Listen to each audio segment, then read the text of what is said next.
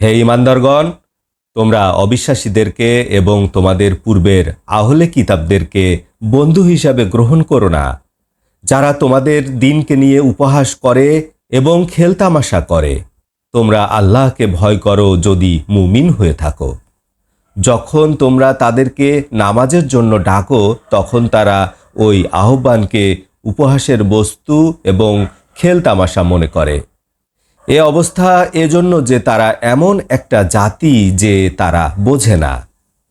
আপনি বলে দিন, হে আহলে কিতাবগণ, নিশ্চয়ই তোমরা আমাদের থেকে এ বিষয়েরই প্রতিশোধ গ্রহণ করেছ যে আমরা আল্লাহর প্রতি ঈমান এনেছি এবং আমাদের উপর যা অবতীর্ণ হয়েছে তার উপর ঈমান এনেছি, এবং আমাদের পূর্বে যা অবতীর্ণ হয়েছে তার উপর ঈমান এনেছি।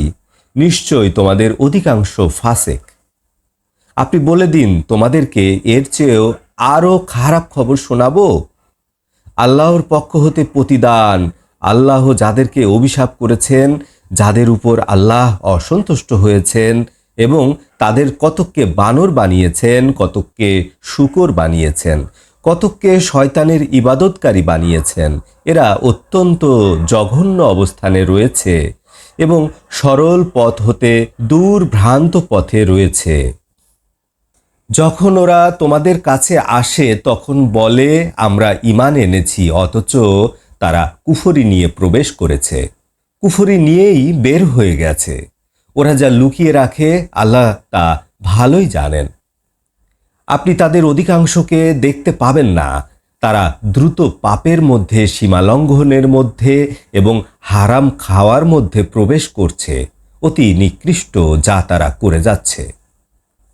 নাসারাদের বড় আলেমগণ, ইয়াহুদীদের আলেমগণ কেন তাদেরকে পাপের কথাগুলি বলা থেকে এবং হারাম খাওয়া থেকে বারণ করে না? অতি নিকৃষ্ট কাজ যা তারা করে যাচ্ছে। এবং ইয়াহুদীরা বলে আল্লাহর হাত বন্ধ, তাদের হাত বন্ধ করে দেয়া হলো।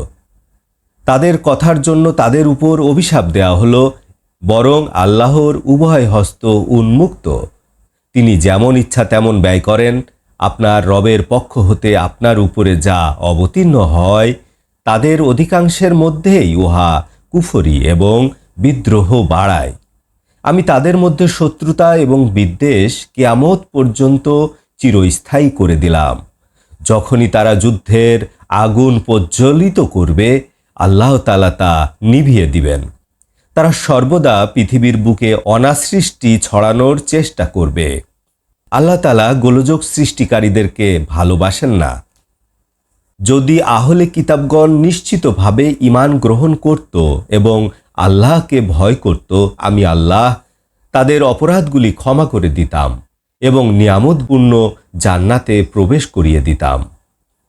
যদি নিশ্চিতভাবে তারা তাওরাত প্রতিষ্ঠা করত এবং ইনজিল কিতাব প্রতিষ্ঠা করত এবং তাদের প্রতি যা অবতীর্ণ হয়েছে তাদের রবের পক্ষ হতে, তাহলেই তারা তাদের উপর থেকে, তাদের পায়ের নিচ থেকে তারা উপভোগ করতে পারত।